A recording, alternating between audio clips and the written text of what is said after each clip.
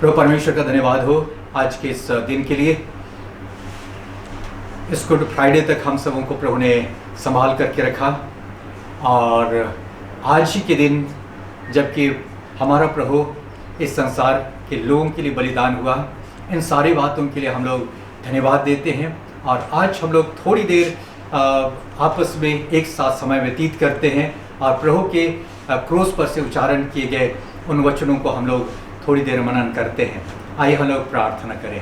सर्वशक्तिमान प्रभु परमेश्वर, हम तेरा धन्यवाद करते हुए तेरे पास आते हैं, तुझको धन्यवाद देते हैं प्यारे प्रभु, जबकि इस जगत का उद्धार करता होकर के तू आया, इस जगत में परमेश्वर का मेमना होकर के तू आया, हमारे गुनाहों को अपने ऊपर उठा लिया और हमारे लिए बलिदान हुआ और परमेश्वर से हमें मिलाया, हमें अपना संतान बना लिया। प्यारे प्रभु जी, हे प्रभु तेरे चरणों के पास आते हैं, थोड़ी देर क्रूस पर से उच्चारण किए गए तेरे वचनों को हम लोग ध्यान करते हैं।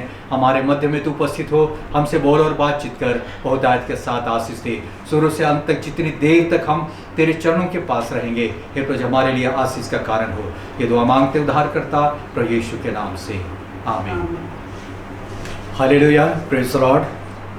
आज के दिन को मसीह जगत में गुड फ्राइडे के रूप में जाना जाता है, याद किया जाता है, क्योंकि आज ही के दिन प्रभु यीशु को सलीब पर चढ़ाया गया था। आज की घटना जरूर उसको याद करने से बहुत दुखद लगता है, किंतु मानव जाति के लिए परमेश्वर के योजना को पूरा किया गया, जिसके कारण से इसको गुड फ्राइडे के रूप में या भला शुक्रवार या गुड फ्राइडे के रूप में उसको याद करते हैं। पिछले संडे के दिन हम लोग ने प्रभु यीशु मसीह के यरूशलेम पर अंतिम बार प्रवेश करने को याद किया, यानी यीशु मसीह विजयी प्रवेश किया गधे पर सवारी होकर के, और उसके बाद उसके आगे आगे एक भीड़ उसकी जय जयकार करते हुए जा रही थी। और उसके बाद कल की रात उसने प्रभोज की विधि का स्थापना किया और उसके बाद चेलों को लेकर के गेत्सेमनी नाम के एक बारी में बगान में चला गया प्रार्थना करने के लिए। चेलों को एक जगह छोड़ दिया और प्रार्थना करने लगा। उसके बाद छल से उसको पकड़ा गया और रात भर उसका न्याय किया गया।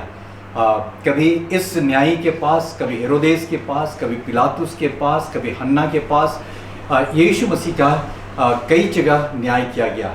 ये इतिहास में ऐसा लगता है कि पहला और आखिरी घटना है जबकि किसी व्यक्ति के लिए रात के वक्त अदालत खुला और उसका न्याय किया गया। तो आज के संदेश में जाने से पहले हमें जान लेना होगा यीशु की मृत्यु की कुछ बातों को। कई बार ऐसा कई लोगों का विचार है कि ये एक अनहोनी घटना हुई जो प्रभु यीशु के साथ हुई। कुछ लोग समझते ये एक हादसा हुआ, कुछ लोग कहते हैं कि ये दुर्भाग्यपूर्ण घटना घटी, और कुछ लोगों को लगता है ये दयनीय स्थिति हुई। लेकिन जैसा कि बहुत लोग समझते भी हैं, उनके अनुसार यहूदी उसको मार डालने का षड्यंत्र रच रहे थे। यहूदा इस्करियोती उसमें शामिल था, वो जासूसी कर रहा था। इसलिए खुदा ने यीशु को स्वर्ग पर उठा लिया और उसकी जगह पर यीशु मसीह का जो चेहरा था, रूप था, वो यहूदा इस्करियोती पर डाल दिया और लोगों को गलतफहमी हो गया कि यही प्रभु यीशु मसीह है और उसको लोगों ने पकड़कर क्रूस पर चढ़ा दिया गया। लेकिन बाइबल की शिक्षा कुछ और ही है। तो लोगों के इस कथन के अनुसार दूसरे शब्दों में हम लोग ऐसा कह सकते हैं कि परमेश्वर को भी संभवतः डर हो गया था कहीं यीशु को लोग ना पकड़ ले। उसे डर लगने लगा था कि कहीं उसको क्रूस पर चढ़ाना दे। इसलिए मानो उसने लोगों को छल करने का एक योजना बनाया ताकि यीशु को बचा सके। लेकिन ऐसा नहीं, बाइबल में 20 से अधिक ऐसी भविष्यवाणियां हैं जिसमें कि मसीहा आएगा और अपने लोगों के लिए अपना प्राण देगा, बलिदान किया जाएगा। यहाँ तक कि यशायाह की पुस्तक उसका 53 अध्याय का 9 पद में भी है, और उसकी कब्र भी दुष्टों के संग ठहराएगी और मृत्यु के साथ के समय वह धनवान का संगी हुआ। ये भविष्यवाणी यीशु के लिए किया गया, जो यीशु से लगभग 700 वर्ष पहले भविष्यवाणी किया गया। तो इस प्रकार बाइबल की शिक्षा के अनुसार वह परमेश्वर के बचाव योजना का एक हिस्सा था। यानी प्रभु यीशु मसीह का बलिदान दरअसल परमेश्वर का एक बचाव योजना या रेस्क्यू प्लान कह सकते हैं। ये रेस्क्यू प्लान यीशु को बचाने के लिए नहीं, परंतु मानव जाति को बचाने का था, जिसने पाप किया और परमेश्वर से अलग हो गया और अनंत दंड का भागी हो गया था। यानी मानव जाति को बचाने के लिए परमेश्वर का ये रेस्क्यू प्लान था। जैसा लिखा हुआ है परमेश्वर के वचन में, रोम की पुस्तक उसका 6 अध्याय का 23 पद में, कि पाप की मजदूरी तो मृत्यु है। यानी पाप की मजदूरी परमेश्वर के नजरों में मृत्यु है। अदम को परमेश्वर ने इसके बारे पहले बता दिया था कि जिस दिन तो उस वृक्ष का फल खाएगा निश्चय उस दिन तू मर जाएगा। लेकिन अदम ने पाप किया और परमेश्वर ने जो झूठ नहीं बोलता है, जो न्यायी है, पाप की मजदूरी मृत्यु है, उसको एग्जीक्यूट किया यानी कार्यान्वित किया और उसने उसको अदन की वाटिका से निकाल दिया और उसने घोषणा किया कि तू मिट्टी में से निकला है, तू मिट्टी में मिल जाएगा। तो अदम की आत्मिक मृत्यु उसी दिन हो गई जिस दिन उसने गलत किया और परमेश्वर से अलग हो गया। इसके पश्चात वह लगभग 930 वर्ष जीवित रहा। उसके बाद उसकी मृत्यु हो गई। मिट्टी में से निकाला गया था, यानी बनाया गया था और मिट्टी में वो मिल गया, यानी उसकी शारीरिक मृत्यु हो गई।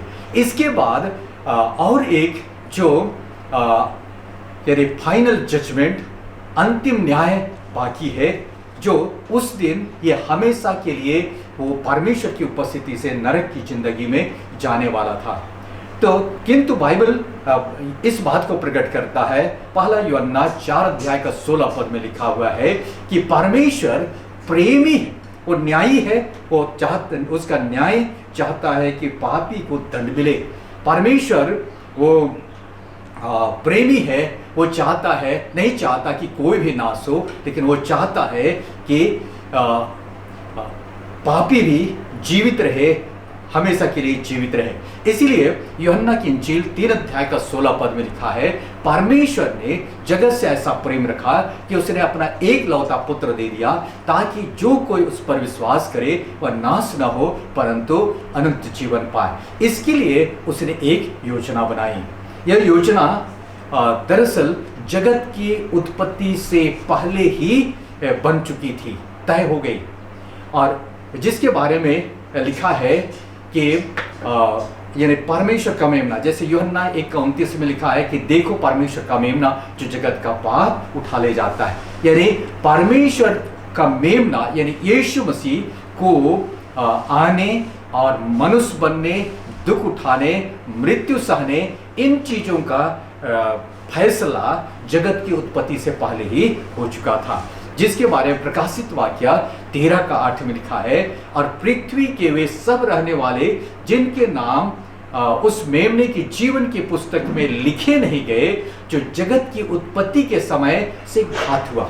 दरअसल यीशु मसीह आज से 2000 साल पहले सलीब पर चढ़ाया गया, लेकिन वचन कहता है कि जगत की उत्पत्ति से पहले घात किया गया, यानी इसका फैसला उस समय हो गया और ये फिजिकल रीति से आज से 2000 साल पहले वो क्रूस पर चढ़ाया गया। तो यीशु को क्रूस पर चढ़ाया जाना दरअसल उसी फैसले का, उसी योजना का उसका पूर्णहोती यानी उसको पूरा किया गया। तो जिस दिन यीशु को क्रूस पर चढ़ाया गया, दस्तावेजों के अनुसार जो उसके साथ यानी उन लोगों के दस्तावेज जो यीशु के साथ चले फिरे, उन्होंने देखा, और इन सारी घटनाओं का जो लोग प्रत्यक्षदर्शी थे उनके दस्तावेजों के अनुसार उसके साथ 2 और भी लोग सलीब पर चढ़ाए गए थे। ये कुकर्मी लोग थे, एक को बाएं और एक को दाहिने। वह एक बड़ी भीड़ इकट्ठी थी। कुछ लोग रोमी सैनिक थे जो इस दंड देने की प्रक्रिया को अंजाम दे रहे थे। कुछ लोग तमाशाबीन थे जो ठट्ठा कर रहे थे, कहते थे कि यदि तू परमेश्वर का पुत्र है तो उतर आ। कुछ षड्यंत्रकारी थे जिन्होंने यीशु को छल से पकड़ा और वो मन ही मन खुश हो रहे थे कि उनका प्लान कामयाब हो गया। कुछ दुखित लोग थे जिनके लोगों को यीशु ने चंगाई प्रदान किया था, उनके मुर्दों को यीशु ने जीवन दान प्रदान किया था। इनको कुछ समझ में नहीं आ रहा था कि वो लोग करे तो क्या करे और ये क्या उन्हें चाह रहा है। तब जब ये लोग क्रूस पर चढ़ाए गए थे, तब यीशु ने क्रूस पर से उसने पुकार कर उसने प्रार्थना किया। उसने कहा, हे पिता, इन्हें क्षमा कर, क्योंकि ये जानते नहीं कि क्या कर रहे हैं। यीशु ने कहा, हे पिता, इन्हें क्षमा कर, क्योंकि ये जानते नहीं कि क्या कर रहे हैं।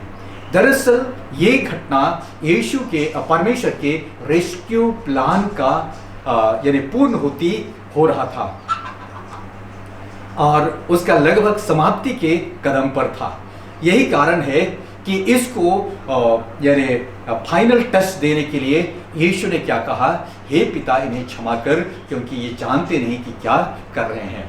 यीशु ने क्षमा किया षड्यंत्रकारियों को, जो उसके विरुद्ध में उन्होंने षड्यंत्र किया, तमाशाबीनों को जो ठट्ठा कर रहे थे, सैनिकों को जो इस काम को अंजाम दे रहे थे, और उसी के साथ साथ यीशु से पहले आदम तक जितने इंसान थे उनको उसने उनके क्षमा का उसने प्रार्थना किया, और उसके बाद भी आज तक जो पैदा हुए भी नहीं हैं उनके लिए क्षमा का यीशु ने इंतजाम किया। क्षमा को हम लोग कई बार नहीं समझते हैं, और इसको हम लोग समझते हैं कि क्षमा कर दिया यानी फ्री में क्षमा कर दिया। लेकिन क्या आप जानते हैं कि इस संसार में कुछ भी मुफ्त नहीं है, कुछ भी फ्री नहीं है। हर चीज का एक कीमत होता है और उसको कीमत चुकाना पड़ता है। कीमत या तो कोई चीज आपको गिफ्ट मिला, तो या तो यानी आपके हाथ में कोई चीज है, या तो आप उसका कीमत चुकाते हैं या कोई आपके बदले कीमत चुकाता है। क्योंकि पाप की मजदूरी तो मृत्यु है, इसलिए पापों की क्षमा का अर्थ प्राणों का कीमत चुकाना। पापों की क्षमा का अर्थ है प्राणों की कीमत चुकाना। दूसरे शब्दों में, या तो मौत को आपको झेलना होगा या आपके बदले आपकी मृत्यु के दंड को कोई और झेले। इस प्रकार स्पष्ट है कि न्याय की मांग को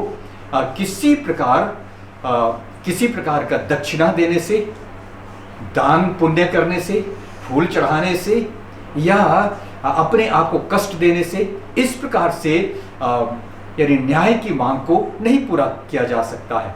एक बार सोचिए कि एक व्यक्ति को जिसको मृत्यु दंड मिल चुका है, वो व्यक्ति कितना दान करे कि उसको मृत्यु दंड से छुटकारा मिले, कितना भला काम करे कि वो उसको मृत्यु दंड से छुटकारा मिले, खुद को कितना कष्ट दे कि वो उसको छुटकारा मिले।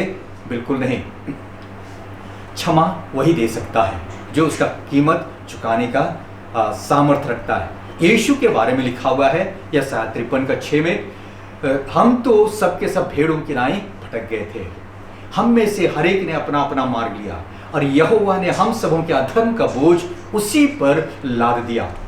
और गलातियों 3:13 में है, मसीह ने जो हमारे लिए श्रापित बना, मोल लेकर व्यवस्था के श्राप से हमें छुड़ाया।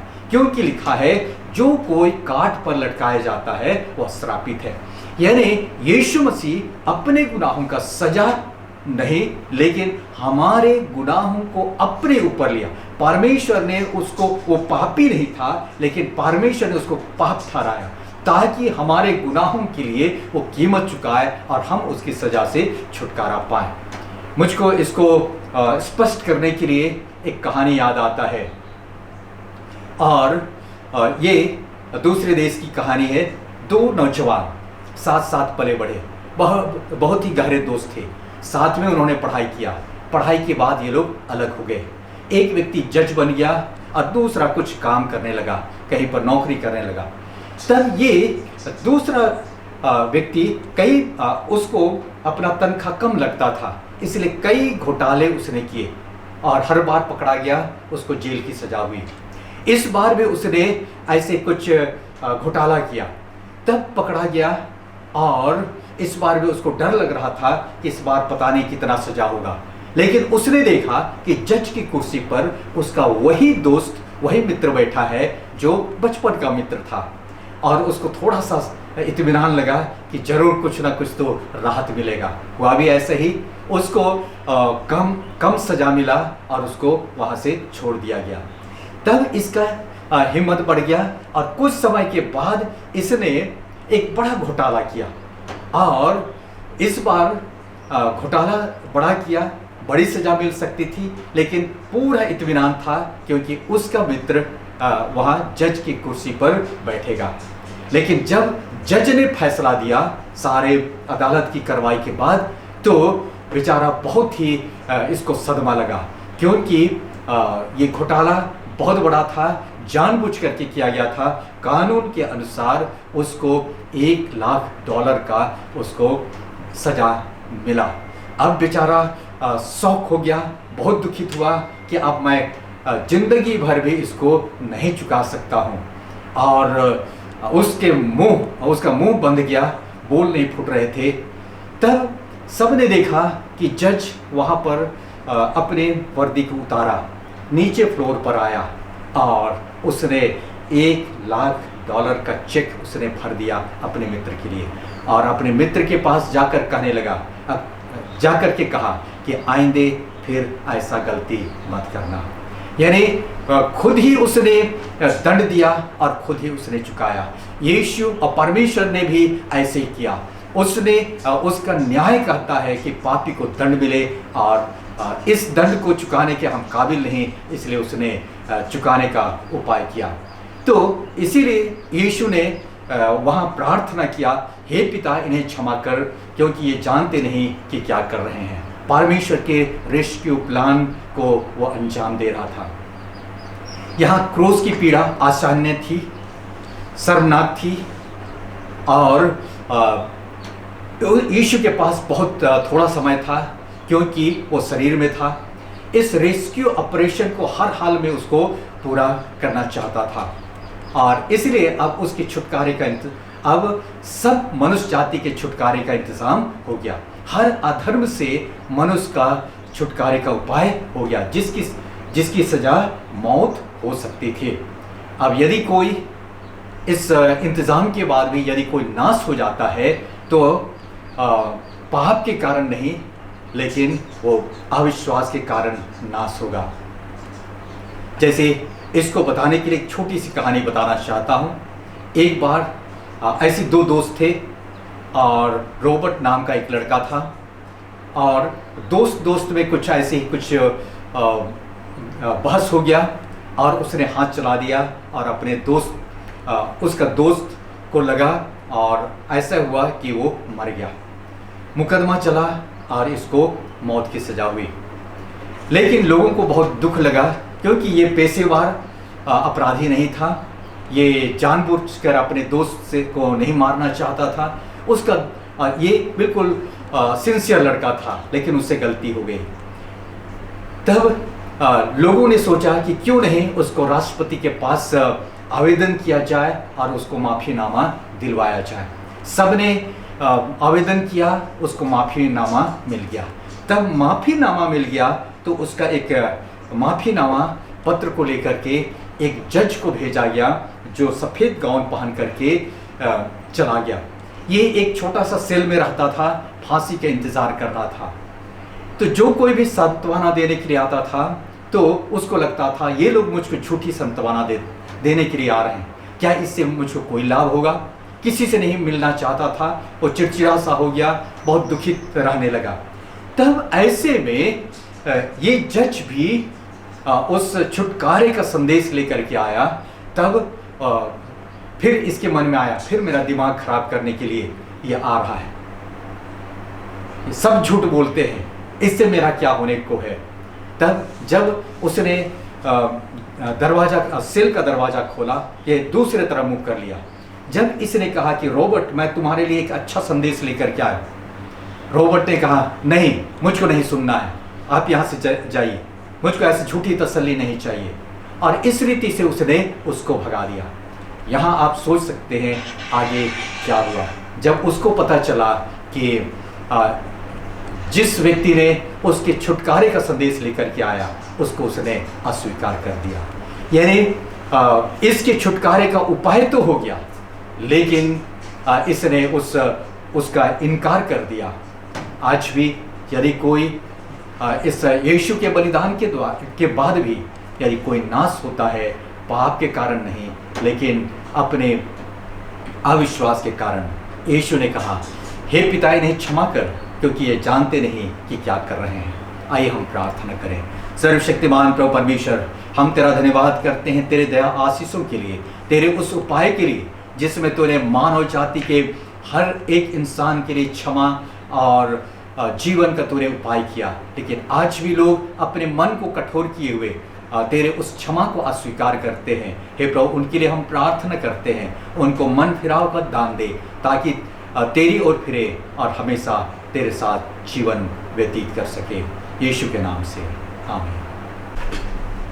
सभी को जय मसीह की। पहली वाणी में हमने देखा कि यीशु मसीह परमेश्वर से प्रार्थना करता है कि हे पिता इन्हें क्षमा कर क्योंकि ये नहीं जानते कि ये क्या कर रहे हैं। आइए हम दूसरी वाणी की ओर देखेंगे। दूसरी वाणी में यीशु मसीह कहता है, लूका रचित सुसमाचार उसका 23 अध्याय उसका 43 पद में इस प्रकार लिखता है, उसने उससे कहा, मैं तुझसे सच कहता हूँ कि आज ही तू मेरे साथ स्वर्गलोक में होगा। हम सभी इस घटना को जानते हैं कि जब यीशु मसीह को क्रूस पर चढ़ाने के लिए जब ले जाया गया, उसके साथ दो कुकर्मी लोग भी थे, एक दाईं तरफ एक बाईं तरफ। और जब इस पूरी घटना को हम लोग देखते हैं, पढ़ते हैं बाइबल में, लूका उसका 23 का 35 पद से आगे में, तो उसमें से एक जन यीशु मसीह की निंदा करता है, उसका मजाक उड़ाता है, उसकी ठट्ठा करता है। लेकिन दूसरा जो कुकर्मी था वो अपने पश्चातापी मन से वो यीशु मसीह को बोलता है। एक 42 पद को अगर पढ़े उसमें लिखता है कि हे यीशु, जब तू अपने राज्य में आए तो मेरी सुधि लेना। और तब यीशु मसीह ने उससे इस दूसरी वाणी को कहा कि तू आज ही मेरे साथ स्वर्गलोक में होगा। ये वाणी एक निश्चयता की वाणी थी, ये वाणी एक आशा की वाणी है, आशा की बात करता है और इस बात को दर्शाता है कि कभी भी बहुत देर नहीं हुई और कोई भी कभी भी बहुत दूर नहीं गया जो यीशु मसीह के पास लौटकर ना आ सके। यदि आप भी अपने परिवार के उद्धार के लिए परमेश्वर पर विश्वास कर रहे हैं तो कभी भी हार ना माने। बहुत बार हमें परेशानी होती है, बहुत बार हम चिंता करते हैं कि जिसके लिए हम प्रार्थना कर रहे हैं उनका व्यवहार नहीं बदल रहा, वो प्रार्थना में नहीं है। लेकिन विश्वास कीजिए कि आपकी प्रार्थना व्यर्थ नहीं जाएगी, क्योंकि परमेश्वर हर एक प्रार्थना करने वाले की प्रार्थना को सुनता है। दूसरी चीज, अपने ऊपर यदि किसी मनुष्य के ऊपर कोई अत्याचार कर रहा है तो उस मनुष्य के लिए प्रार्थना करना संभव नहीं है। लेकिन परमेश्वर पिता के साथ यीशु मसीह का एक घनिष्ठ संबंध था और उसी संबंध के चलते यीशु मसीह क्षमा करने में सक्षम था और उसने वैसा ही किया और हमारे सामने एक उदाहरण प्रस्तुत की और वचन को पूरा किया, एक भविष्यवाणी को पूरा किया जो हमें यशाया उसका 53 अध्याय उसका 12 पद में मिलता है। यशाया उसका 53 अध्याय उसका 12 पद वहां लिखता है, इस कारण मैं उसे महान लोगों के संग भाग दूंगा और वह सामर्थियों के संग लूट बांट लेगा, क्योंकि उसने अपना प्राण मृत्यु के लिए उंडेल दिया। वह अपराधियों के संग गिना गया तो भी उसने बहुतों के पाप का बोझ उठा लिया और अपराधियों के लिए विनती करता है। इस भविष्यवाणी को यीशु मसीह ने इस समय क्रूस पर पूरा किया और ये भविष्यवाणी यीशु मसीह के उस घटना से 700 वर्ष लगभग पहले लिखी गई थी। लेकिन इस घटना के द्वारा, इस क्रूस की मृत्यु के समय में यीशु मसीह उस सारे पुराने भविष्यवाणियों को पूरा कर रहा है। पश्चाताप करने वाला मन और उसके साथ क्रूस पर चढ़ा गए चोरों में से एक के विश्वास को प्रभावित होकर यीशु ने उसकी ओर देखकर कहा कि मैं तुझसे सच कहता हूं तू आज ही मेरे साथ स्वर्गलोक में होगा। पश्चाताप करने वाला चोर की कहानी इस बात को दर्शाता है कि यदि नम्रता की मनोवृत्ति जो है मनुष्य के अंदर, वो परमेश्वर को प्रसन्न करती है। यदि एक मनुष्य पश्चातापी हृदय लेकर परमेश्वर के सम्मुख आता है, यदि वो पश्चाताप मन को, टूटा हुआ मन को परमेश्वर के सम्मुख लाता है, परमेश्वर को इससे प्रसन्नता मिलती है और परमेश्वर क्षमा करने के लिए तैयार रहता है। बस हमें अपने आप को तैयार करने की आवश्यकता होती है। अगर हम 35 पद से 39 पद में देखें, लूका रचित सुसमाचार उसका 23 अध्याय उसका 35 से 39 पद तक अगर हम देखें तो वहां लिखता है, जो लोग खड़े खड़े देख रहे थे और सरदार भी ठट्ठा करके कहते थे, इसने दूसरों को बचाया, यदि यह परमेश्वर का मसीह है और उसका चुना हुआ है तो अपने आप को बचा ले। सिपाही भी पास आकर और सिरका देकर उसका ठट्ठा करके कहते थे, यदि तू यहूदियों का राजा है तो अपने आप को बचा। और उसके ऊपर एक दोष पत्र भी लगा था, यह यहूदियों का राजा है। जो कुकर्मी वहां लटकाए गए थे उनमें से एक ने उसकी निंदा करके कहा, क्या तू मसीह नहीं? तो फिर अपने आप को और हमें बचा। ये सारे लोग इसलिए यीशु मसीह का ठट्ठा कर रहे थे क्योंकि वो अपने आप में लीन थे। वो सिर्फ अपने आप के बारे में सोच रहे थे। वे यह देखने में असमर्थ है कि एक्चुअल में यीशु मसीह कौन है, एक्चुअल में यीशु मसीह क्या कर सकता है। और दूसरी तरफ एक और इसको देखते हैं जो 40 पद से 42 पद में हम लोग पाते हैं। दूसरा कुकर्मी का दृष्टिकोण को हम देखते हैं जो बिल्कुल इन लोगों से अलग थे। वो भी सजा पा रहा था लेकिन वो बिल्कुल अलग दृष्टिकोण से उसने यीशु मसीह को देखा। 40 पद में लिखता है, इस पर दूसरे ने उसे डांट कर कहा, क्या तू परमेश्वर से भी नहीं डरता? तू भी तो वही दंड पा रहा है और हम तो न्यायानुसार दंड पा रहे हैं, क्योंकि हम अपने कामों का ठीक फल पा रहे हैं, पर इसने कोई अनुचित काम नहीं किया। तब उसने कहा, हे यीशु, जब तू अपने राज्य में आए तो मेरी सुधि लेना। देखिए, दो कुकर्मी है, दोनों अपने अपने कामों के अनुसार, जो काम उन्होंने जीवन भर किया उसके अनुसार जो दंड पा रहे हैं, लेकिन दोनों की देखने का नजरिया दोनों अलग था। एक कुकर्मी जो यीशु मसीह का मजाक उड़ा रहा था कि यदि तू सचमुच मसीह है तो तू क्या करे, खुद भी बचा और हमें भी बचा। लेकिन दूसरा उसको डांट कर कहता है कि हम उसी काम का दंड को पा रहे हैं जो हमने किया है और ठीक फल पा रहे हैं, लेकिन इसने कुछ नहीं किया और फिर भी इसको वो दंड मिल रहा है। 41 पद में उसको कर्मी का एक गुण देखने को मिलता है कि वो अपने अपराधों और दंड के मूल को पहचानते हुए यीशु की बेगुनाही को महसूस कर रहा था। वो यीशु मसीह के बारे में शायद उसने अपने जीवन भर यीशु मसीह के बारे में सुना होगा, प्रचार को सुना होगा या लोगों से सुना होगा, या यीशु मसीह के उन सारे आश्चर्य कर्मों को देखा होगा, उन सारी बातों को जो यीशु मसीह ने उन सारी जगहों में किया, सुना, देखा होगा, और कहीं ना कहीं उसने उस बात पर विश्वास किया और वो इस बात को अंगीकार करता है, महसूस करता है कि उस क्रूस की मृत्यु यीशु के लिए नहीं थी। लेकिन हम लोग जानते हैं कि परमेश्वर ने उन सारी चीजों को वैसे ही सुव्यवस्थित ढंग से रखा कि जो पाप के कारण अलगाव हो गया था मनुष्य का और परमेश्वर का, उस क्रूस की मृत्यु से यीशु मसीह उस खाई को, उस अलगाव को दूर करे। और इसका सबसे बड़ा या पहला उदाहरण है कि जब मसीह ने उन सारे कामों को करके जब क्रूस में था, उसने उस डाकू को क्षमा किया, उस कुकर्मी करने वाले को माफ किया। 42 पद को अगर हम देखेंगे, उसने यीशु को एक मसीह के रूप में मान्यता दी। पहला कुकर्मी मजाक उड़ा रहा था, ठट्ठा कर रहा था कि ये अगर तू सच में मसीह है तो खुद को भी बचा और हमें भी बचा। लेकिन दूसरा अपनी वाणी, अपने शब्दों के द्वारा वो क्या करता है, यीशु को मसीह के रूप में मान्यता दे रहा है। उसने यीशु मसीह से सिर्फ एक ही निवेदन बोल सकते हैं, प्रार्थना बोल सकते हैं, उसने किया कि जब तू अपने राज्य में आए तो मेरी सुधि लेना। नहीं जानते वो किस प्रकार, क्योंकि वो मर रहा था, लेकिन उसने शायद यीशु मसीह पर विश्वास किया, उस अनंत जीवन पर विश्वास किया और उसने कहा जब तू अपने राज्य में आए, जब तू अपने बादशाहत में आए, जब तू अपने न्याय के सिंहासन में आए, तब मेरी सुधि लेना। और उसके अलावा उसको बिल्कुल किसी बात की भी कल्पना नहीं थी। लेकिन यीशु ने जो उसके सुधि लेने के बारे में जब यीशु ने आश्वासन दिया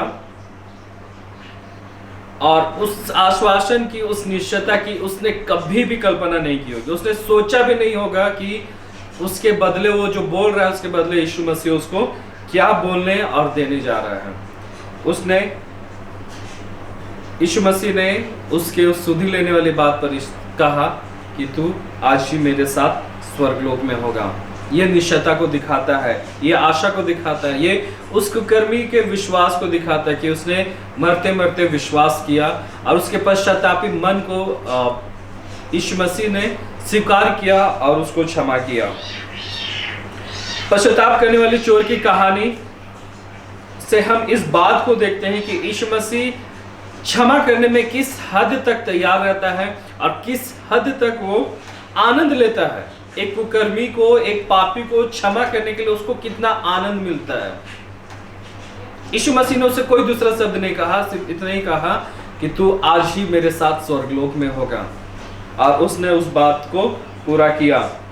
इसलिए आइए हम भी यीशु मसीह के साथ, जब हम इस क्रूस की वाणी को आज हम सुन रहे हैं, अपने पश्चाताप, अपने मन को हम तैयार करें, अपने हृदय को हम तैयार करें, पूरे पश्चाताप के साथ, पूरे नम्रता के साथ हम यीशु के पास क्षमा, चंगाई और परमेश्वर के साथ स्वर्ग में एक निश्चित स्थान के लिए हम आए, ताकि हम भी अपने इस जीवन में, हम नहीं जानते कब तक हैं संसार में, लेकिन हम जब तक हैं हम यीशु मसीह के साथ होकर रहें।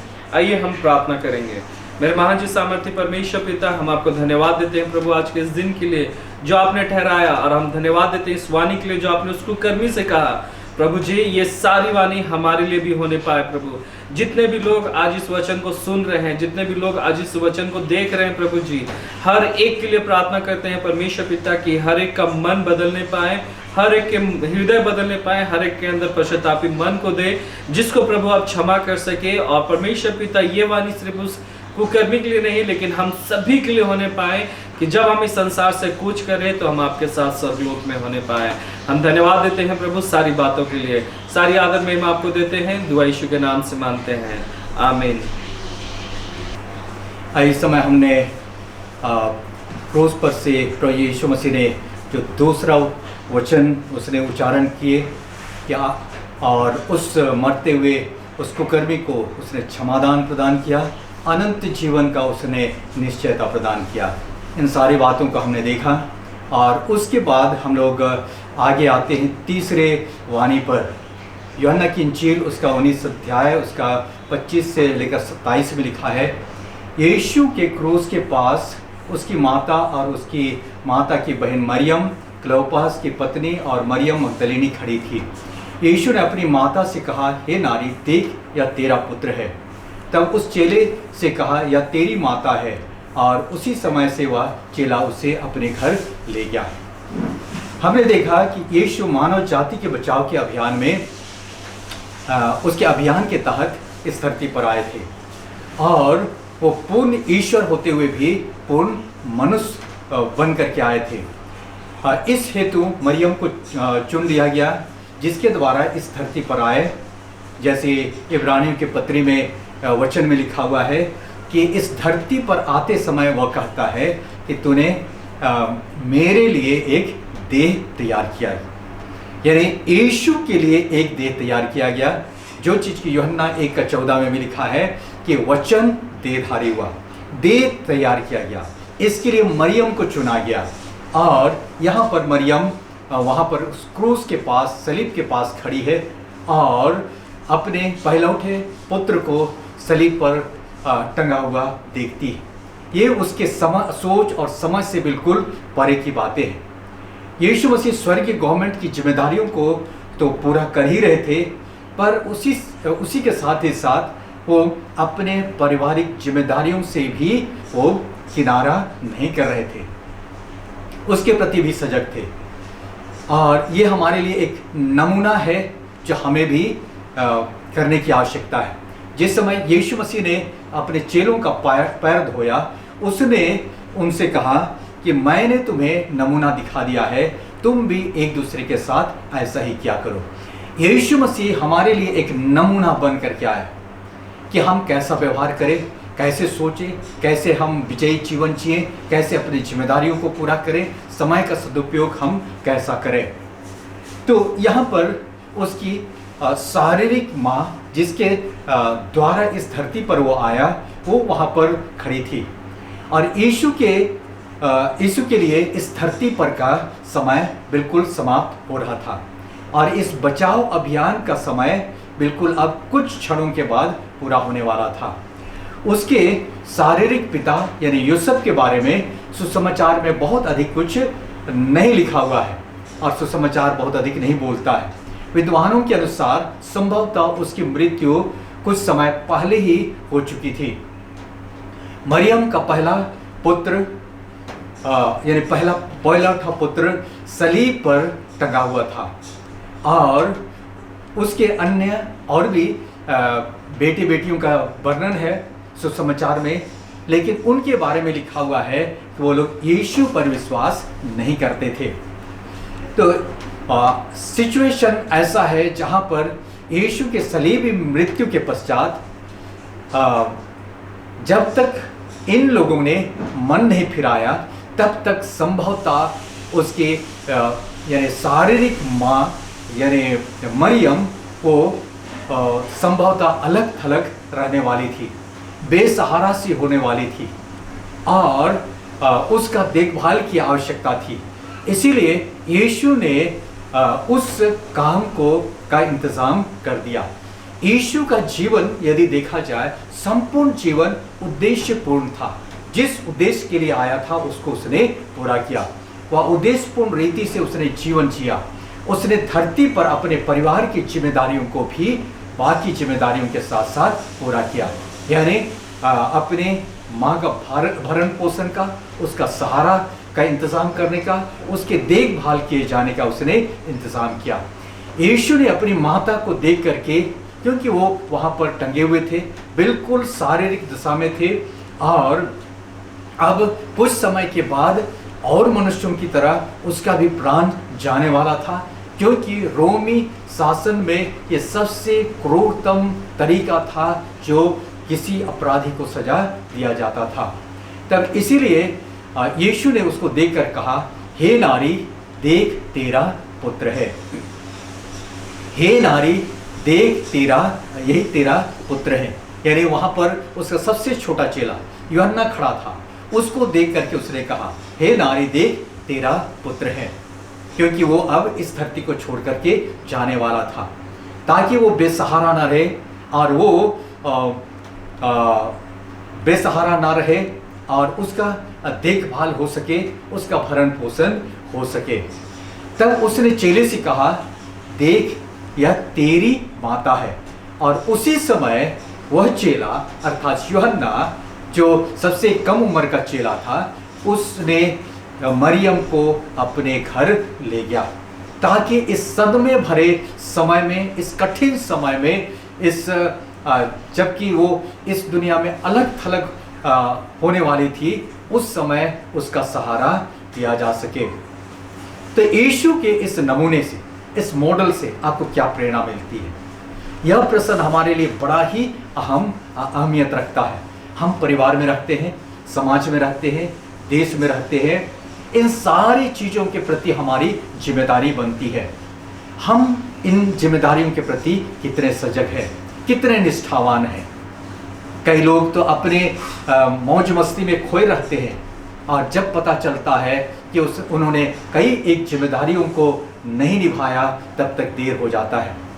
जिनके बीच हम रहते हैं, क्या उनके साथ जिनके साथ हम काम करते हैं, उनके बीच क्या आप परमेश्वर के गुणों को प्रकट करने में सक्षम हैं?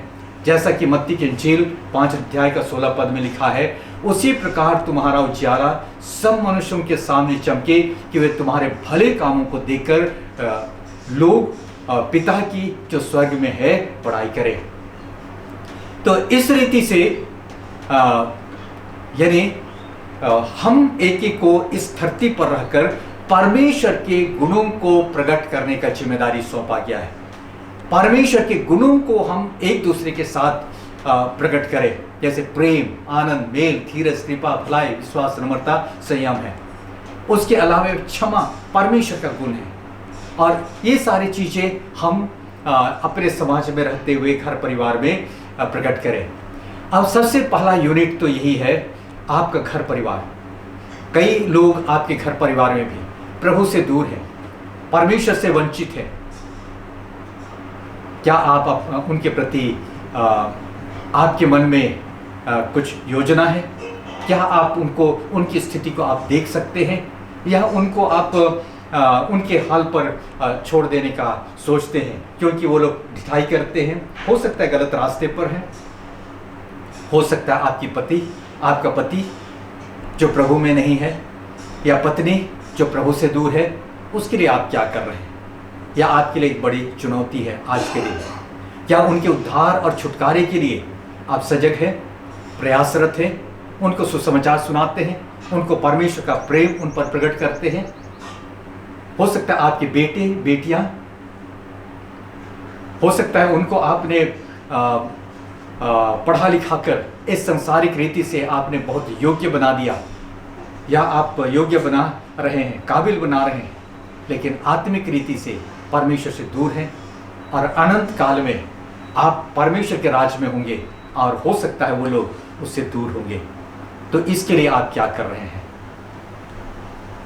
मलाकी 2:15 में लिखा हुआ है, वह परमेश्वर की योग्य संतान चाहता है, इसलिए तुम अपनी आत्मा के विषय चौकस रहो। क्या आप अपने बेटे बेटियों के प्रति सजग है? परमेश्वर के योग्य, परमेश्वर का विरासत जिसको आपने पाया, उस विरासत को उन तक ट्रांसफर कर रहे हैं, उन तक पहुंचा रहे हैं? और यदि नहीं तो बहुत बड़ी चुनौती है कि आज के दिन यीशु मसीह का उदाहरण उसको हम लोग स्वीकार करें और अपनी जिम्मेदारी, जैसा प्रभु यीशु मसीह ने इस कठिन समय में भी अपनी जिम्मेदारियों को पूरा किया, वैसे ही हम नहीं जानते हैं कि कब इस धरती पर का हमारा समय खत्म होगा, लेकिन इससे पहले कि समय खत्म हो हम अपनी जिम्मेदारियों को पूरा करने वाले बने। आइए हम प्रार्थना करें। सर्वशक्तिमान प्रभु परमेश्वर, हम आपका धन्यवाद करते हैं। हे प्रभु परमेश्वर, तूने अपनी जिम्मेदारियों को आखिरी समय में भी पूरा किया। वो जिम्मेदारी जिस काम के तहत तो मनुष्य बना इस धरती पर तूने उद्धार के काम को पूरा किया, उस जिम्मेदारी को जो अपने परिवार के प्रति था उसको भी तूने पूरा किया। हे प्रभु जी, इन बातों को जब हम सुनते हैं, जानते हैं, प्यारे प्रभु जी, हमारी भी सहायता कर, हमें ऐसा सामर्थ्य प्रदान कर ताकि हम भी लापरवाह ना बने रहें, लेकिन अपने जिम्मेदारियों को पूरा करें और इत्मीनान से हम अपने जीवन यात्रा को पूरा कर सके। ये दुआ मांगते हमारे उद्धारकर्ता प्रभु यीशु के नाम से, आमीन। आइए इस समय हम लोग क्रूस पर से उच्चारण किए गए प्रभु यीशु मसीह के चौथे वचन पर हम लोग ध्यान करेंगे, चौथे क्रूस वाणी पर। ये हम लोग पाते हैं मत्ती की इंजील उसका 27 अध्याय 45 और 46 में लिखा है। यह ऐसा लिखा है, दोपहर से लेकर तीसरे पहर तक उस सारे देश में अंधेरा छाया रहा। तीसरे पहर के निकट यीशु ने बड़े शब्द से पुकार कर कहा, एली एली लमा सबक्तनी, अर्थात हे मेरे परमेश्वर तूने मुझे क्यों छोड़ दिया। आइए इस चौथे क्रूस वाणी पर हम थोड़ी देर मनन करें। प्रभु यीशु मसीह परमेश्वर के एक अभियान के तहत सलीब पर टंगे हुए थे, जैसा हमने इसके पहले ही सुना, जो कि इतिहास का सबसे क्रूरतम सजा थे जो रोमी शासन में अपराधियों को दिया जाता था। प्रभु यीशु मसीह को दोपहर के वक्त सलीब पर चढ़ाया गया था। उस समय के प्रत्यक्षदर्शियों के दस्तावेज वर्णन करते हैं कि दोपहर से लेकर तीसरे पहर तक पूरे संसार में अंधेरा छा गया। वैसे तो उस दिन 7 कुछ अद्भुत घटनाएं घटी जिनको हम लोग प्राकृतिक कारणों के रूप में हम लोग पहचान नहीं दे सकते हैं, और ना ही वैज्ञानिक ढंग से भी आज तक उसका कोई स्पष्टीकरण दिया जा सका है, और ना ही ऐसी घटनाएं फिर दोबारा घटित हुई। इस संदेश की पृष्ठभूमि को समझने के लिए हम इस एक घटना पर थोड़ा सा गौर करेंगे। उस दिन के बारे में लिखा हुआ है कि उस दिन दोपहर से लेकर दूसरे पहर से लेकर तीसरे पहर तक, यानी 3 घंटे तक अंधेरा छा गया। ऐसा नहीं कि धीरे धीरे थोड़ा सा रोशनी कम हुआ, जैसे प्राय हम लोग अलग अलग मौसम में हम लोग देखते हैं, उसके बाद ठीक ठाक हो गया, वैसा नहीं। यहाँ अचानक से थोड़ी देर में अंधेरा छा गया और 3 घंटे तक बरकरार रहा। बहुत दिन तक मैं ऐसा समझता था कि संभवतः ये सूर्य ग्रहण हुआ होगा, लेकिन ये सूर्य ग्रहण नहीं था, क्योंकि सूरज ग्रहण जब भी होता है, ये सूर्य ग्रहण कुछ मिनटों तक होता है। धीरे से रोशनी कम होने लगती है, थोड़ी देर वो भी अंधेरा नहीं होता है, थोड़ी देर रोशनी कम हो जाती है, उसके बाद फिर धीरे धीरे करके जैसा का तैसा हो जाता है। तो इस प्रकार की घटना प्रकृति में पहली बार हुआ और आज तक वैसे घटना कभी नहीं घटी। और ना ही कुछ समय के लिए सूरज की रोशनी धुंधली पड़ी जैसा बादल के दिनों में होता है, या किसी ज्वालामुखी के फटने से कुछ समय तक उसके धुआं से अंधेरा हो जाता है, ऐसा भी नहीं हुआ। और ना ही कोई और कारणों से, या तो जैसे सूरज ग्रहण या चंद्र ग्रहण यानी आकाशीय पिंडों के बीच में आने से ऐसा हो जाता है। ऐसा यदि कहा जा सकता है कि हो सकता है कोई आकाशीय पिंड सूरज और धरती के बीच आ गया, लेकिन ऐसा कोई भी संकेत नहीं पाया जाता है। पूरे देश में 3 घंटे तक अंधेरा छाया रहा, जबकि सूरज ग्रहण कुछ ही देर तक हुआ करता है। और ये चीज हुआ दोपहर के वक्त, जो सूरज की उपस्थिति में ये हुआ।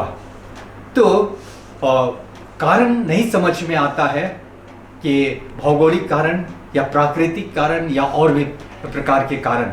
एक ही बात समझ में आता है कि वह यह है कि सृष्टिकर्ता दम तोड़ रहा था। जैसा यूहन्ना की इंजील 1 अध्याय 1 से 3 में आप पढ़ेंगे कि आदि में वचन था, वचन परमेश्वर के साथ था और वचन परमेश्वर के साथ और वचन परमेश्वर था, और इसी के द्वारा सब बात चीजों की सृष्टि हुई। 14 पद में शुरू में हमने पढ़ा कि और यही वचन देह धारण किया, और ये मनुष्य जाति के पापों का बलिदान के लिए आया हुआ था। यूहन्ना 1:29 में यूहन्ना ने डिक्लेयर किया, देखो परमेश्वर का मेमना जो जगत का पाप उठा ले जाता है। सृष्टिकर्ता पापों का कीमत चुकाने के लिए प्राण त्याग रहा था, और यहां पर सृष्टि इसको देख नहीं सह रही थी, उसने अपनी आंखों को छिपा लिया। मत्ती 27 का 46 में लिखा है, तीसरे पहर के निकट यीशु ने बड़े शब्द से पुकार कर कहा, एली एली लमा सबक्तनी, अर्थात हे मेरे परमेश्वर तूने मुझे क्यों छोड़ दिया। यानी सलीब पर यीशु ने अपने आप को त्यागा हुआ महसूस किया। यह वो स्थिति थी जिसे हर पापी मनुष्य को अनंत काल तक झेलना था, और इसको आदम ने पाप करने के बाद जब उसको परमेश्वर की उपस्थिति से अदन की वाटिका से निकाला गया, उसने इस चीज को अनुभव किया, थोड़ा सा उसने अनुभव किया। इसके बाद अनंत काल तक परमेश्वर से अलग होने वाला था। लेकिन आदम पाप के बाद परमेश्वर के द्वारा जरूर त्यागा गया, लेकिन उसी गैप को भरने के लिए यीशु मसीह इस धरती पर आया, और इसलिए वचन कहता है कि वह हमारा मेल मिलाप किया अपने मृत्यु के द्वारा, सलीब पर की मृत्यु के द्वारा परमेश्वर के साथ हमारा अनबनाव हो गया था, उसको उसने मेल मिलाप किया।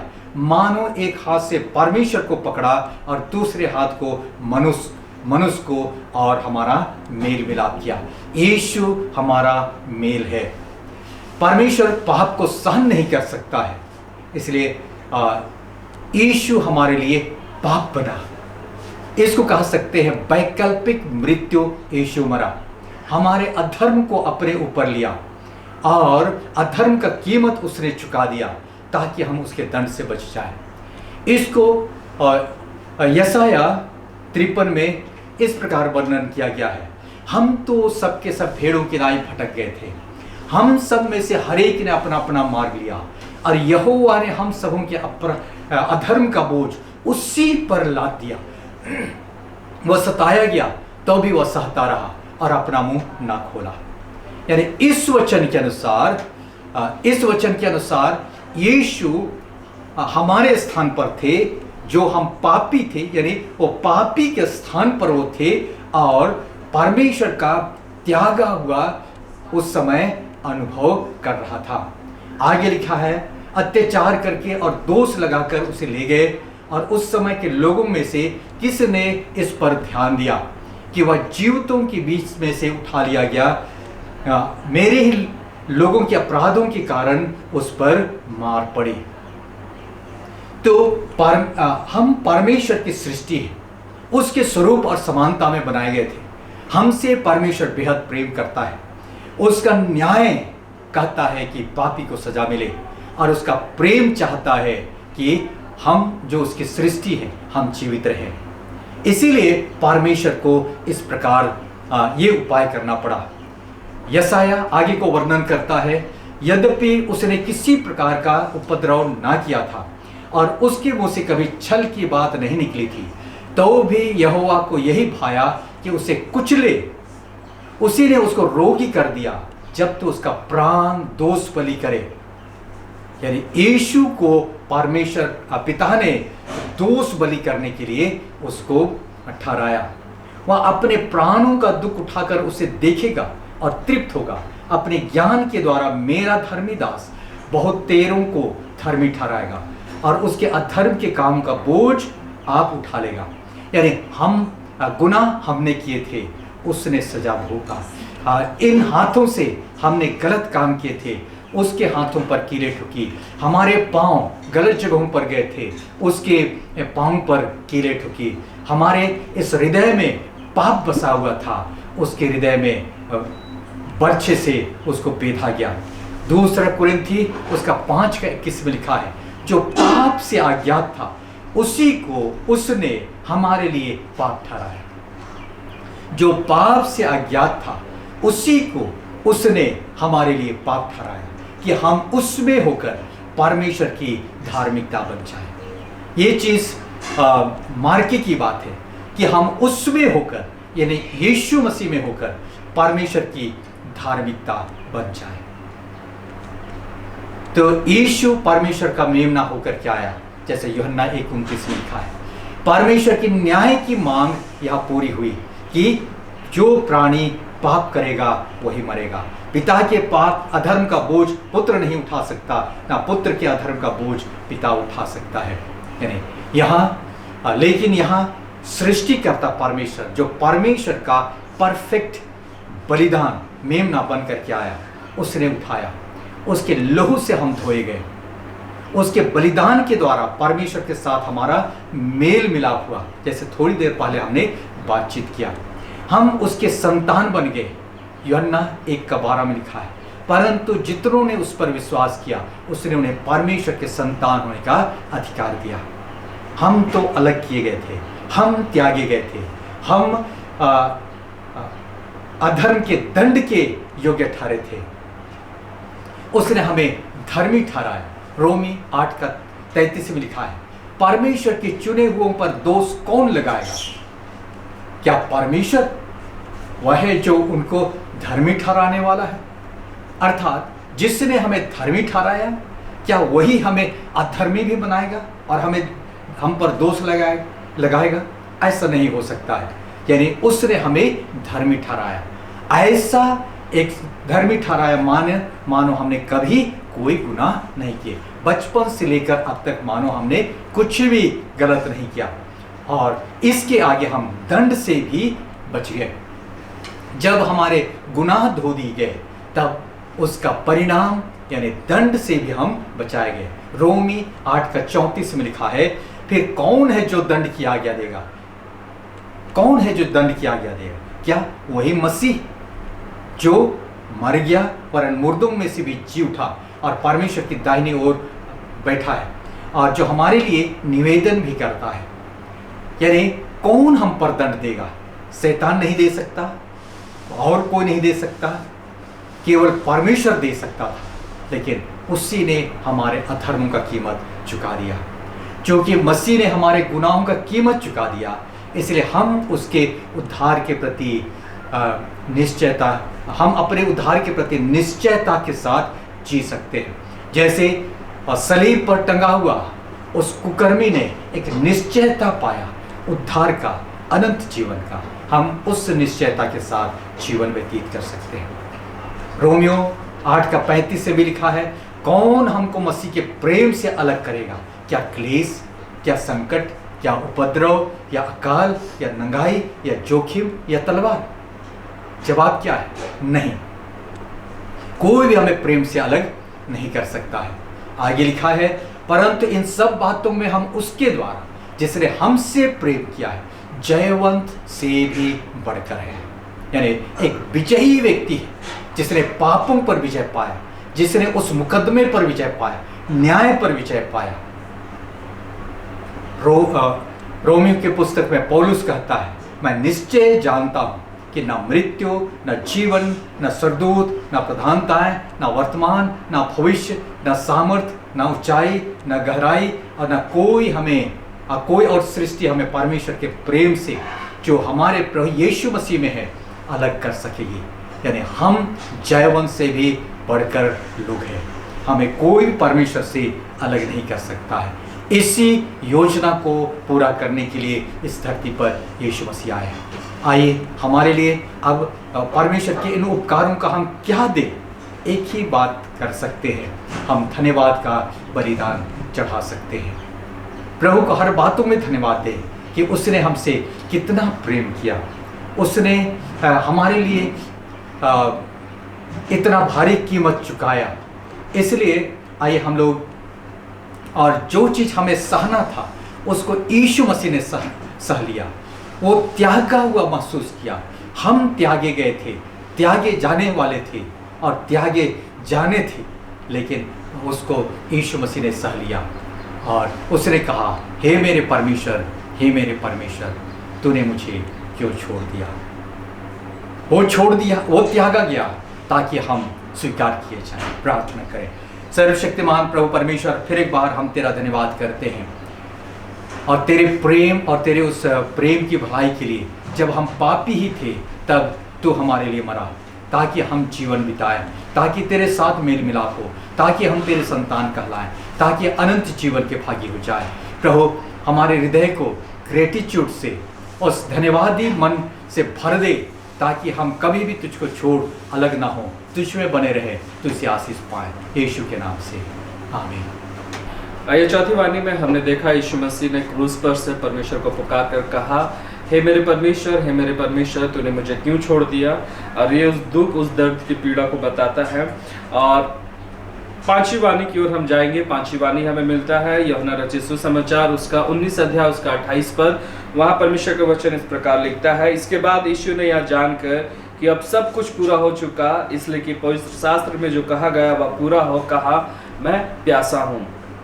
यीशु मसीह को प्यास लगी। हम पूरे घटनाक्रम को अगर देखें, वो गतसमनी के बगीचे में पकड़वाया गया, वहाँ से उसको मंदिर ले गया, वहाँ से फिर उसको अलग अलग राजाओं के पास ले जाया गया। वो सुबह, शाम से रात, रात से सुबह हो गई, उसके शरीर को कोड़े लगाए गए, दुख में, तकलीफ में, पीड़ा में है। उस पूरे रास्ते से होकर उसे अपना क्रूस को खुद ढोना था। और उसके हाथों में, उसके पंजर में, घुटनों में कीले ठोके गए। अब सब कुछ जब उसे क्रूस पर लटकाया गया, उसने इस बात को जानकर कि सब कुछ पूरा हो चुका, उसने कहा, मैं प्यासा हूँ। ये प्यासा शब्द एक दर्द को दिखाता है, एक तकलीफ, एक पेन वाली सिचुएशन को दिखाता है। जब यीशु मसीह जो खुद जीवन का पानी था, जो खुद जीवन का सोता था, उसको अब प्यास लगी।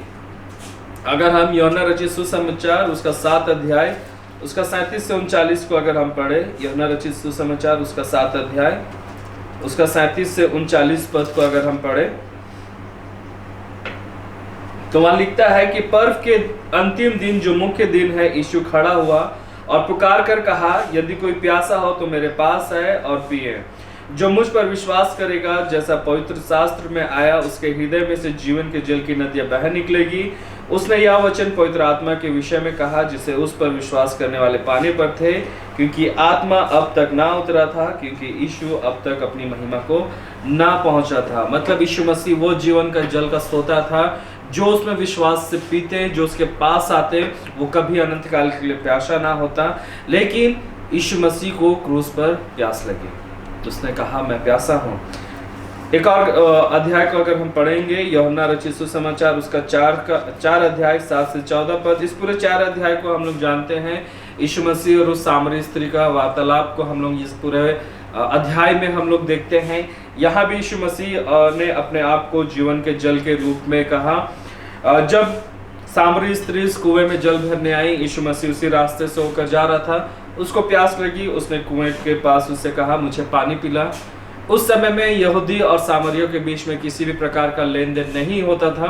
स्त्री ने यीशु मसीह से कहा कि तू यहूदी होकर मुझ सामरी से पानी क्यों मांगता है।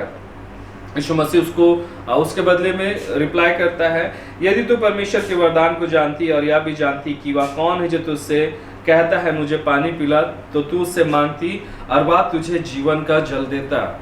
यीशु मसीह वो जीवन का जल का सोता था, वो सोर्स था जीवन का जल का। लेकिन जब इस संसार में था, वह इस बात को, इस पीड़ा को, इस जो उसने क्रूस पर कहा, ये इस बात को दिखाता है कि वो 100% मनुष्य था। वो जरूर परमेश्वर का पुत्र था, चुना हुआ था, एक बड़ा काम उसके ऊपर में थी। यशाया को 53 अध्याय को अगर हम पढ़ते हैं तो परमेश्वर ने सब कुछ उस पर लाद दिया था, लेकिन वो इस संसार में 100% मनुष्य था। बहुत सारे लोग अलग अलग दृष्टिकोण से इस पूरे बातों को बोलते हैं कि यीशु मसीह जो परमेश्वर का पुत्र था इसलिए वो ऐसा कर लिया, वो तो पवित्र आत्मा से भरा था इसलिए वो सब कह लिया, सह लिया, इन सारी चीजों को उसने कर लिया। लेकिन ऐसा नहीं था। अगर वो पवित्र आत्मा से भरा हुआ था तो वो 100% इस संसार में मनुष्य भी था।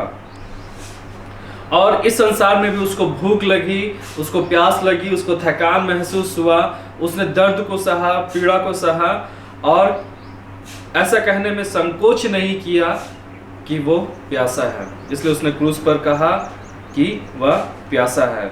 और इस वाणी को बोलने के द्वारा उन्होंने फिर एक भविष्यवाणी जो उनके लिए हुई थी, भजन संहिता उसका 69 अध्याय उसके 21 पद में, भजन संहिता उसका 69 Psalm 69 verse 21, वहां इस प्रकार लिखता है,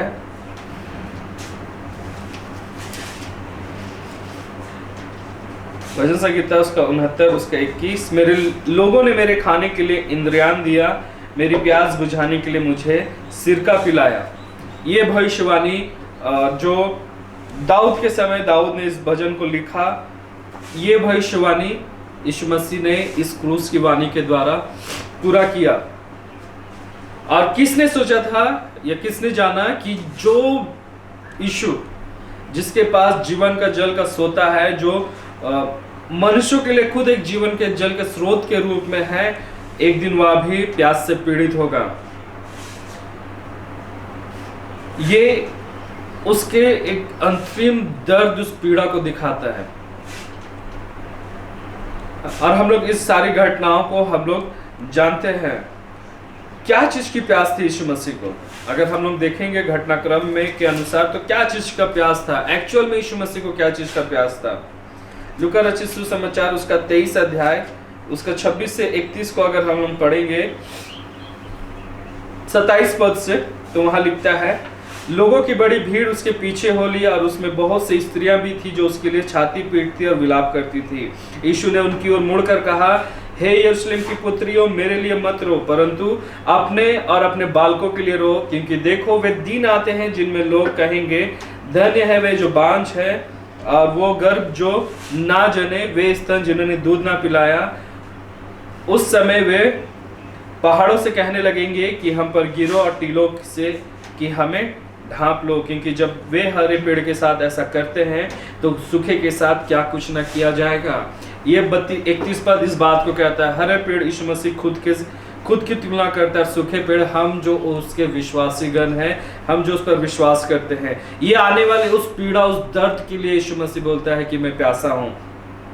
क्या और क्या चीज की प्यास थी यीशु मसीह को? उसको प्यास थी आत्माओं की, उसको प्यास थी आत्माओं की। वो आत्माओं को बचाना चाहता था। अगर हम मत्ती उसका 2:17, मरकुस उसका 2:17 को अगर हम पढ़ेंगे,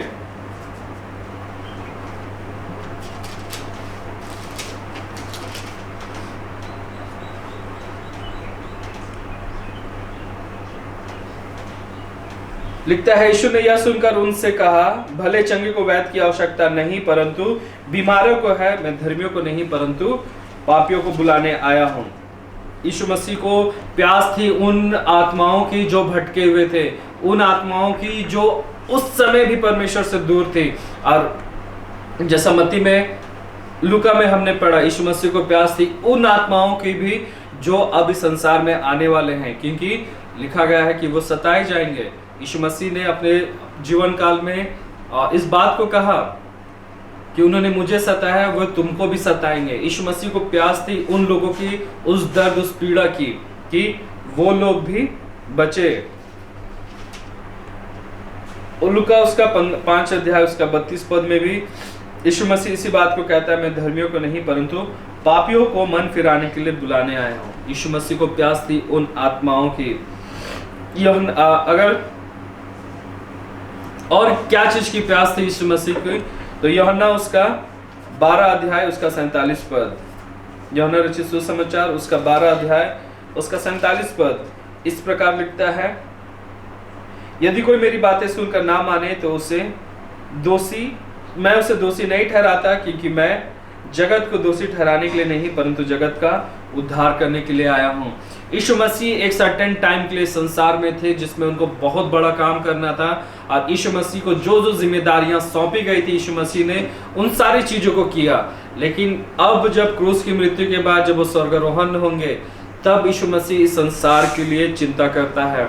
तब वो इस संसार को बचाने के लिए, इस संसार के लोगों के लिए वो क्या करता है, पीड़ा में है, दर्द में है। इस संसार के लिए उनको प्यास लगी कि हम लोग क्या करें, उसके उस प्यास को, उस आत्मिक प्यास को हम लोग भी जान सके, जो प्यास यीशु मसीह को क्रूस पर से इस संसार के लिए थी। वो आत्माओं को बचाने के लिए प्यासा था, वो जगत को बचाने के लिए प्यासा था, क्योंकि उसने जगत के उद्धार के लिए ही इस संसार में आया।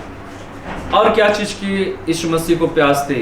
यीशु मसीह प्यासा था उन खोए हुए लोगों के लिए जो भटके हुए थे, जो खोए हुए थे, जो अभी भी आत्मिक रूप से परमेश्वर से दूर थे, अभी भी वो लोग आत्मिक रूप से परमेश्वर से उस अलगाव में थे। लूका उसका 19 का 10 पद,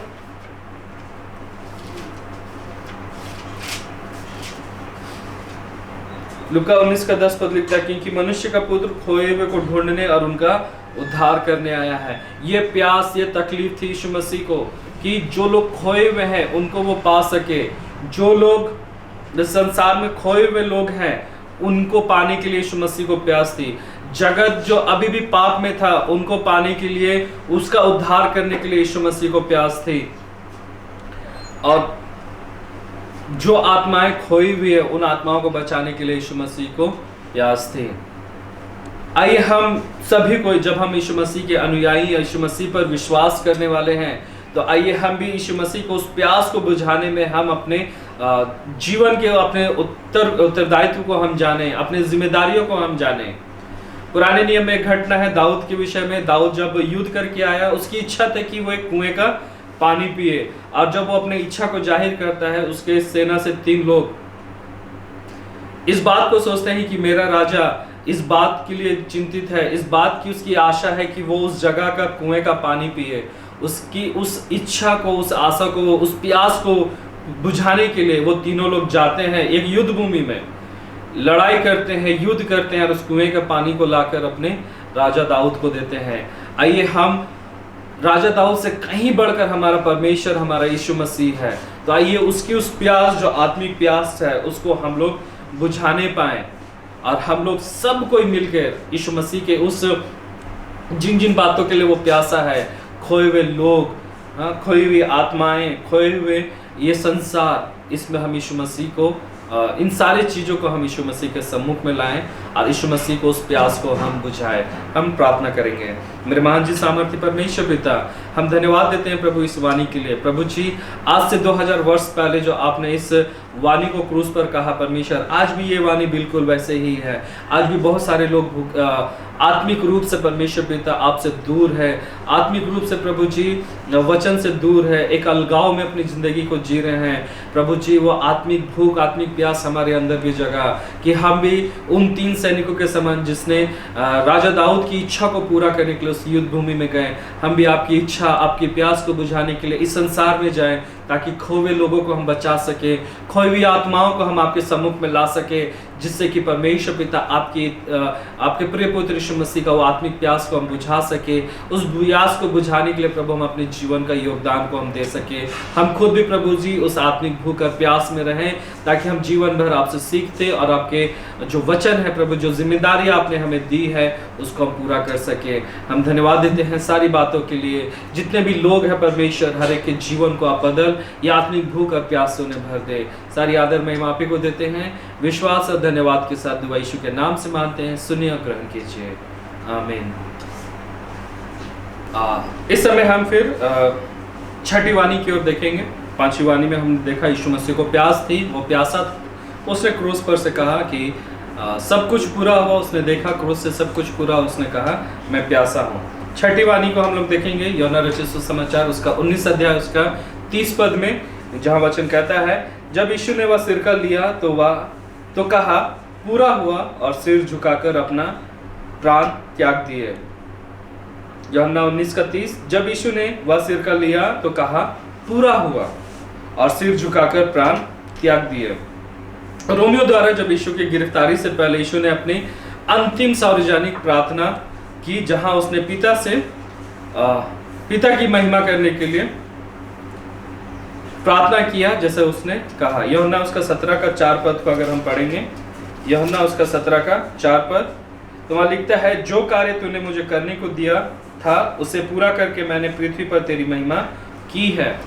जो जिम्मेदारी को परमेश्वर ने यीशु मसीह को सौंपा था, जिस जिम्मेदारी को लेकर यीशु मसीह स्वर्ग के उस स्थान को त्याग कर इस संसार में आए, जिस जिम्मेदारी के लिए उसने अपने पूरे जीवन काल की सेवकाई को किया, उस जिम्मेदारी को यीशु मसीह ने पूरा किया। और क्रूस पर उसने उस क्षण में देखा कि सब कुछ पूरा हुआ। परमेश्वर ने जो जिम्मेदारी दी, उस कार्य को दिया, उस सब को उसने पूरा किया। परमेश्वर की महिमा हुई और उसने अपने प्राण को त्याग दिए। यीशु का कार्य क्या था? अगर बहुत बार ये होता है, यीशु का कार्य क्या था? जैसे 5वीं वाणी में देखे, वो प्यासा था किन बातों के लिए? खोए हुए आत्माओं को ढूंढने के लिए। तो यीशु मसीह का कार्य था इस संसार में जब वो आए, तो खोई हुई भेड़ों को खोजना, उससे बचाना ना, और उन पापियों के लिए प्रायश्चित प्रदान करना जिन्हें परमेश्वर के साथ मेल मिलाप के लिए परमेश्वर के लिए उन लोगों का मेल मिलाप करा सके। उनको इस संसार में एक बलिदान को देना था, एक कीमत को चुकाना था, जिससे मनुष्य का और परमेश्वर का फिर से लगाव हो जाए, वो दूरियां मिट जाए। और ये काम कोई नहीं कर सकता था, ये काम सिर्फ यीशु मसीह ही कर सकता था, क्योंकि वो परमेश्वर का इकलौता बेटा था, वो सामर्थी था। और उसने, परमेश्वर ने, यशाया में अगर हम लिखते हैं, परमेश्वर को यही भाया कि उसने सारे जगत का पाप का बोझ को क्या किया?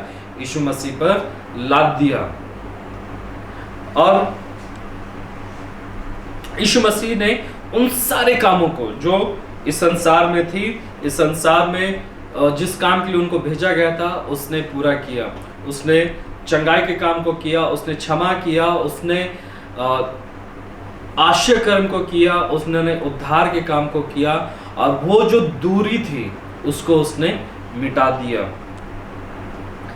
और ये जो वाणी है कि पूरा हुआ, ये एक जय की वाणी है, विक्ट्री, वर्ड्स ऑफ विक्ट्री है, जय की वाणी है। इसमें एक जय को हम महसूस करते, एक विक्ट्री वाले को इसको हम फील कर सकते कि हम जीत गए। यीशु मसीह ने उस काम को पूरा कर लिया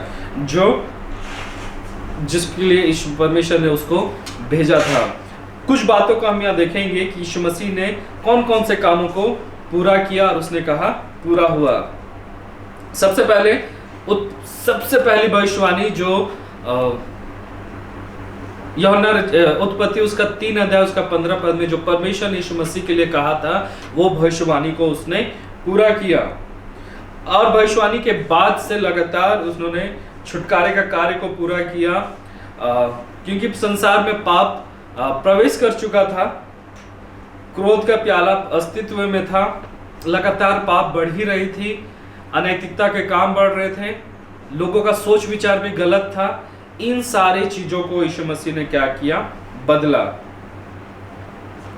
और इन सारी चीजों का जो दंड था, जो प्याला था, उसको किसी को पीना था ताकि इस संसार से वो सारा कुछ हट सके। परमेश्वर ने यीशु मसीह को चुना और यीशु मसीह ने उन सारी चीजों को किया।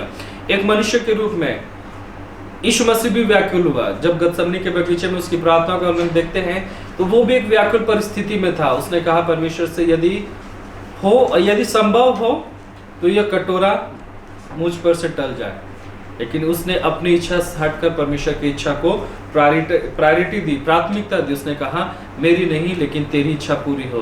अब परमेश्वर की इच्छा को हम यशायाह के अध्याय पुस्तकों में हम पढ़ सकते हैं कि लिखता है कि परमेश्वर ने सारे जगत के पाप को उसी पर लाद दिया, है ना। उसको वध होना था ताकि वो उद्धार का काम पूरा हो सके।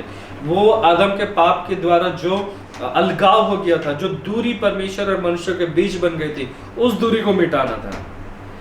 यीशु ने अपने क्रूस की मृत्यु से पहले इस संसार में जब तक थे, यीशु मसीह ने उन सारी चीजों को पूरा किया। यीशु मसीह ने धार्मिकता के काम को पूरा किया। आज हम यीशु मसीह को जब अपने जीवन में ग्रहण करते हैं, हम पूरी रीति से आज हम विश्वास के साथ परमेश्वर के सम्मुख हे अब्बा हे पिता कहकर आ सकते हैं। उस धार्मिकता के काम को यीशु ने पूरा किया। अगर हम पुराने नियम की ओर देखें तो वहां पर ही कोई भी डायरेक्ट परमेश्वर के पास नहीं आ सकता था। परमेश्वर ने हर एक चीज का नियम को ठहराया था। अगर हम महापवित्र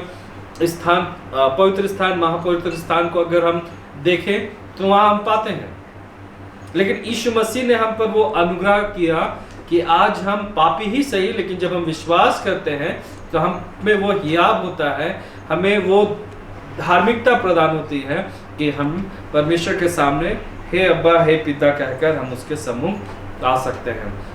और परमेश्वर भी हमें एक पापी के रूप में नहीं, लेकिन अपने प्रिय पुत्र के लहू के द्वारा हमें देखता है और हमें वो साफ देखता है। और यीशु मसीह ने कौन से काम को पूरा किया? यीशु मसीह ने मेल मिलाप के काम को पूरा किया।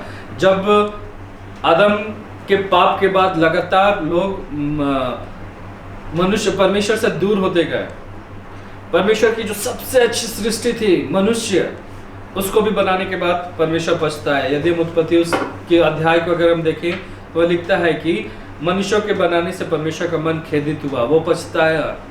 नूह के समय में जल प्रलय किया, लेकिन परमेश्वर ने अपनी अनुग्रह नूह पर की, वहां से फिर वंशावली आगे बढ़ी, लेकिन फिर भी लगातार पाप बढ़ता ही गया। आज जो भविष्यवाणी उत्पत्ति 3:15 में की गई थी, परमेश्वर ने सही समय में यीशु मसीह को भेजा और हमारे लिए वो उद्धार का काम को उसने पूरा किया, उस मेल मिलाप के काम को उसने पूरा किया। और क्या चीज जो यीशु मसीह ने पूरा किया? फिनिश्ड। क्या चीज जो यीशु मसीह ने पूरा किया? उस खाई को भर दिया। अपने क्रूस की मृत्यु के द्वारा यीशु मसीह ने उस खाई को भर दिया। आज हम यीशु मसीह पर विश्वास करने के द्वारा, हम उस क्रूस के द्वारा आज हम परमेश्वर के पास, परमेश्वर के नजदीकी में हम आ सकते हैं। और यीशु मसीह ने उद्धार के काम को पूरा किया। वो उद्धार के काम कि हम जब यीशु मसीह को अपने जीवन में उद्धारकर्ता के रूप में ग्रहण करते हैं, अपने मुक्तिदाता, अपना छुटकारे के रूप में हम जब उसको ग्रहण करते हैं, अपने जीवन उनको समर्पित करते हैं, तो यीशु मसीह हमको क्या करता है? उद्धार देता है। और परमेश्वर उस उद्धार के जीवन में हमें अपना अधिकार देता है। वो हमें यूहन्ना 1:12 के अनुसार अपना संतान होने का अधिकार देता है। और इन सारी बातों के द्वारा जब यीशु मसीह उस अंतिम क्षण में था, उस क्रूस की मृत्यु में था, प्राण निकलने से थोड़े ही देर पहले उसने कहा कि पूरा हुआ। पुराने नियम में जो 300 से ज्यादा भविष्यवाणियां हैं यीशु मसीह के लिए, उन सारी भविष्यवाणियों को यीशु मसीह ने पूरा किया। और सारी चीजों को, कैसे पैदा होगा, कहां पैदा होगा, कैसे उसका जीवन रहेगा, कैसे उसकी मृत्यु रहेगी, कैसे उसका जी उठना होगा, सब कुछ की भविष्यवाणी जो पुराने नियम को हम पाते हैं, यीशु मसीह ने इस अपने जीवन काल में पूरा किया। और क्रूस की उस मृत्यु के द्वारा, उस मृत्यु के क्षण में यीशु मसीह ने अपने आप को परमेश्वर के हाथों में सरेंडर किया और कहा कि पूरा हुआ, और अपना प्राण को त्याग दिया। यीशु मसीह ने अपने काम को पूरा किया, अपनी जिम्मेदारी को पूरा किया। लेकिन यीशु मसीह ने जाते जाते हमें भी एक जिम्मेदारी को दिया है। मत्ती उसका 28 अध्याय उसका 18 से 20 को अगर हम पढ़े, उसको हम सभी को ही जानते हैं, ग्रेट कमीशन के रूप में हमें सुसमाचार को लोगों तक लेके जाना है, हमें यीशु मसीह को लोगों तक लेके जाना है, ताकि हम भी जब इस संसार से कूच करें, पौलुस के समान हम कह सके, मैंने अपने जीवन की दौड़ को पूरी कर ली है, मैंने अपने विश्वास की रखवाली की है। आइए हम सभी को जहाँ कहीं भी हैं अपने लिए प्रार्थना करें कि परमेश्वर हमें भी वो हियाब दे, हमें भी वो सामर्थ्य दे कि हम अपने अंदर के डर को, भय को, हेजिटेशन को दूर करते वो जिम्मेदारी जो परमेश्वर ने हमें दी है, वो जिम्मेदारी जो यीशु मसीह ने हमें दी है, हम जब तक इस संसार में हम उसे पूरा करें। जो समय बीत गया, उसके लिए हम कुछ नहीं कर सकते हैं, पर आज और आने वाले समय में हम बहुत कुछ कर सकते हैं। बहुतों के जीवन को हम परमेश्वर और यीशु मसीह तक हम ला सकते हैं। इसलिए हमें उस काम के लिए, उस जिम्मेदारी को उठाते हुए हमें लगातार करना है, और हम भी इस बात को कह सके जब इस संसार से हम अपने मृत्यु शैया में होंगे, हम अपने बिस्तर पे होंगे, और अब तब में हमारा प्राण छूटने निकलेगा, कुछ क्षण के लिए हम अपने पिछले लाइफ को, अपने पूरे जीवन शैली को हम जांचें और कहे कि हाँ, मैंने अपनी जिम्मेदारी को पूरा किया है। प्रार्थना करेंगे। महान सामर्थ्य परमेश्वर पिता, हम धन्यवाद देते हैं प्रभु जी, इस वाणी के द्वारा जो जय की वाणी है, यीशु मसीह ने संसार में जितने दिन रहा प्रभु जी, उन सारे कामों को उन्होंने पूरा किया जिसकी जिम्मेदारी उनको दी गई थी। प्रभु, हम पर भी एक जिम्मेदारी दी गई है, हमें भी एक काम को सौंपा गया है। परमेश्वर होने दे प्रभु, हम भी सुसमाचार को लेकर लोगों तक जा सके, हम भी प्रभु जी यीशु मसीह को लोगों तक पहुंचा सके, ताकि परमेश्वर पिता लोग जो आज भटके हुए हैं, लोग जो आज खोए हुए हैं, संसार में इधर उधर हैं प्रभु, वो सब कोई यीशु मसीह आपके नज़दीक में आ सके, ताकि परमेश्वर पिता इन सारे कामों को हम अपने जीवन में कर सके। और हम भी प्रभु जी जब अपने मृत्यु शैया में होंगे, अपने उस अंतिम क्षण में होंगे संसार में, तो हम भी पौलुस के नहीं कह सके कि मैंने अपने जीवन की दौड़ को पूरी कर ली है, मैंने अपनी जिम्मेदारियों को पूरा किया है, मैंने अपने हर एक काम को पूरा किया जो परमेश्वर ने हमें सौंपा था। प्रभु जी होने दे हर एक के मन हृदय को बदल, एक नई आत्मा से भर, ताकि हर एक आत्मा, हर एक प्राण, हर एक लोग प्रभु जी आपके वचन के प्रति आज्ञाकारी होने पाए और हर एक उन जिम्मेदारी को उठाने पाए जो आपने हमें दिया है। सारी बातों में आपको धन्यवाद देते हैं, विश्वास के साथ दुआ यीशु के नाम से मांगते हैं, सुनिए और ग्रहण कीजिए, आमीन। परमेश्वर के उस प्रेम के लिए प्रभु को महिमा मिले और उसको धन्यवाद हो, जिसके द्वारा जब हम पापी ही थे तो मसीह हमारे लिए मरा। और आइए हम लोग 7वें क्रूसवानी पर हम लोग थोड़ी देर मनन करें। और ये लिखा हुआ है लूका की इंजील उसका 23 अध्याय 44 से लेकर 46 तक। यहाँ इस प्रकार लिखा है, और लगभग 2 पहर से तीसरे पहर तक सारे देश में अंधियारा छाया रहा, और सूरज का उजियारा जाता रहा, और मंदिर का पर्दा बीच से फट गया। और यीशु ने बड़े शब्द से पुकार कर कहा, हे पिता, मैं अपनी आत्मा तेरे हाथों में सौंप देता हूँ। और यह कहकर उसने प्राण छोड़ दिए। जैसा हमने सुना पिछले क्रूसवानियों पर कि दूसरे पहर से लेकर तीसरे पहर तक अंधियारा छाया रहा, और ये एक प्राकृतिक घटना नहीं थी, लेकिन कुछ ऐसा अद्भुत घटना थी कि सृष्टिकर्ता को प्राण त्यागते हुए सृष्टि ने नहीं देख सका और अपने आँखों को छिपा लिया। यीशु ने क्षमा का द्वार खोला कि सब मनुष्य जातियों के अधर्म को उसने क्षमा किया। फिर मन फिराने वाले डाकू को उसने, उस कुकर्मी को अनंत जीवन का उसने आश्वासन प्रदान किया। यीशु ने अपने सांसारिक जिम्मेदारियों को पूरा किया जो अपने परिवार के लिए था, अपनी माँ के लिए था। यीशु हमारा विकल्प बना, वह प्यासा हुआ, उसने उद्धार के काम को पूरा किया। और जब सब कुछ उसने पूरा किया, उद्धार से संबंधित काम को उसने डिक्लेयर किया कि पूरा हुआ। अंत में मृत्यु को हमारे ऊपर से प्रभावित होने से बचा लिया, यानी उसको उसने प्रभाव रहित कर दिया। जब यीशु ने जान लिया कि सब कुछ पूरा हो गया, उसने बड़े सबसे पुकार कर कहा, हे पिता, मैं अपनी आत्मा तेरे हाथों में सौंपता हूँ। और अपने यह कहकर उसने प्राण त्याग दिए। ये सब कोई ऐसा काम नहीं कर सकते। यहाँ पर यीशु मसीह एक इत्मीनान का श्वास लिया कि उसने किसी काम को अधूरा नहीं छोड़ा, लेकिन सारे काम जो पिता ने उसको सौंपे थे उसको उसने पूरा किया। तो जब कभी इस संसार के लोगों को आभास होता है कि अब उसके अंत का समय आ गया, तब उनको अपनी गलती का एहसास होता है कि इस जिम्मेदारी को हमने पूरा नहीं किया, उस जिम्मेदारी को पूरा नहीं किया, परिवार के प्रति जिम्मेदारियों को पूरा नहीं किया, बच्चों को परमेश्वर के रास्ते पर नहीं बढ़ाया, और लोग पछताते हैं, हिचकी लेते हैं और चिल्लाते हैं। तो इस प्रकार की बात होती है। लेकिन यीशु ने सारे कामों को पूरा किया, उद्देश्यपूर्ण रीति से उसने जीवन बिताया और हमारे लिए एक नमूना दे दिया। इस संबंध में पौलुस का उदाहरण हम लोग पाते हैं। पहला कुरिन्थी 9 अध्याय और उसका 26 से 27 में लिखा है, इसलिए मैं तो इस रीति से दौड़ता हूँ परंतु बेठिकाने नहीं, मैं भी इसी रीति से मुक्कों से लड़ता हूँ, परंतु मैं अपने देह को मारता कूटता और वश में लाता हूँ, ऐसा ना हो कि औरों को प्रचार करके मैं आप ही किसी रीति से निकम्मा ठहरूं। तो पौलुस कहता है कि मैं अपने आप को वश में करता हूँ, मुक्कों से लड़ता हूँ, उनकी नाई नहीं जो हवा को मारता पीटता हो। यानी इसका अर्थ क्या है? उद्देश्यपूर्ण रीति से हर स्टेप को उसने पूरा किया। आइए, इस संसार में काम बहुत है, सारे कामों को हम पूरा नहीं कर सकते, लेकिन जिस चीज जो मेरे जीवन का उद्देश्य है उसको जरूर पूरा कर सकता हूँ। तो प्रभु ने वैसे पूरा किया। पौलुस ने भी, पौलुस के बातों को देखने से ऐसा लगता है कि उसने भी उस रीति से पूरा किया।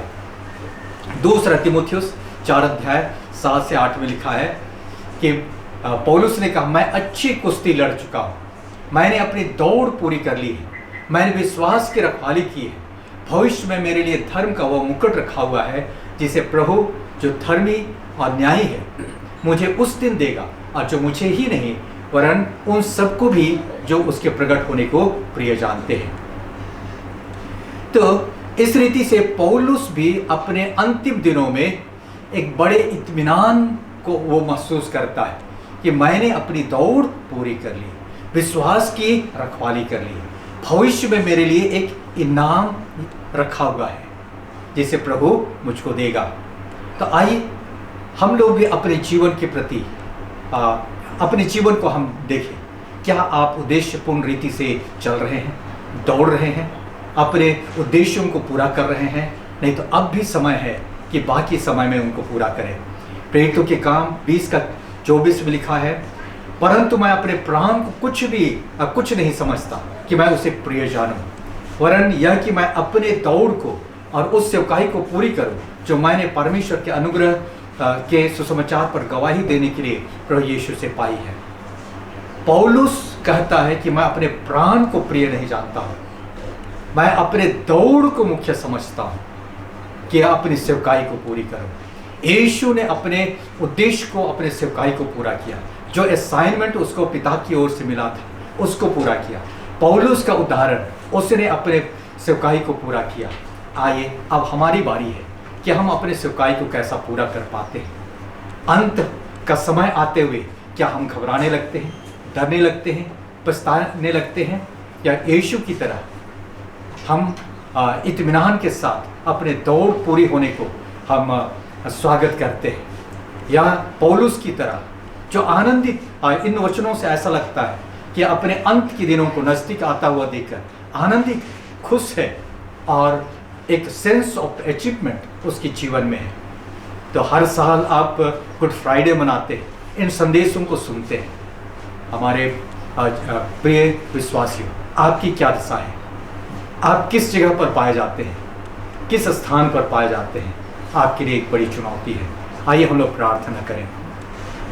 सर्वशक्तिमान प्रभु परमेश्वर, हम तेरा धन्यवाद करते हैं तेरे इन वचनों के लिए, और विशेषकर यीशु ने जो 7 क्रूसवानियाँ उच्चारण किए सलीब पर से, और उद्धार के सारे कामों को पूरा किया। सारी बातों के लिए हम तेरा धन्यवाद करते हैं प्यारे प्रभु। और प्रभु परमेश्वर, हम उस योजना में शामिल हो जाएं कि इस योजना में शामिल होने के लिए बहुतों को हम तैयार करें, तेरे राज्य में लाएं, और हम भी प्यारे प्रभु जी इस संसार के उलझनों में उलझ करके ना रह जाए, भटक करके ना रह जाए, लेकिन तुझ में इत्मीनान पाए, तुझ तेरी महिमा कर सके, और प्रभु परमेश्वर तेरा धन्यवाद कर सके। हे प्रभु जी, जितने भी हमारे साथ जुड़े हुए भिन्न भिन्न जगहों से, हर एक को तेरे हाथ में मैं सौंपता हूँ। नाम व नाम तो आशीष दे, हर एक को ऐसे आत्मिक बढ़ोतरी प्रदान कर जो संदेश तूने अपने दासों के द्वारा प्रदान किया।